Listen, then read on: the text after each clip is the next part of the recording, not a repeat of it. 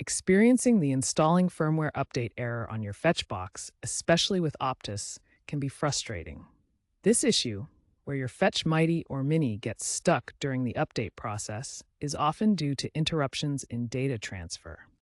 The good news is that it's usually a software or network problem, not a hardware failure. First, perform a hard reset.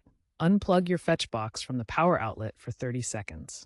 This clears temporary glitches and allows the update to retry. Next, check all USB connections to the fetch box. Ensure they are securely connected or disconnect them temporarily. A loose USB connection can disrupt the update process.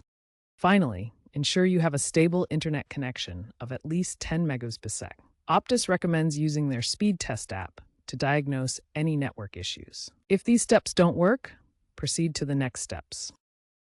If a simple reboot and USB check don't resolve the issue, focus on your network. Ensure your modem's firmware is compatible with Fetch's latest update. If you recently updated your Optus modem, this could be the cause. Try switching to a wired Ethernet connection instead of Wi-Fi for a more stable connection.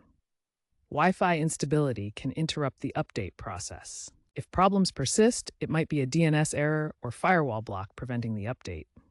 Optus and Fetch recommend escalating the issue to their support teams. They can provide specific guidance based on your account and network setup. Since Fetch was acquired by Tangerine, they are transitioning to app-based services and away from physical boxes. If this persists, inquire about Fetch TV on Android TV as an alternative. Post-acquisition, Fetch has rolled out updated firmware like version 4.8.2 in Q3 2025, but this has introduced compatibility issues with older Optus modem setups.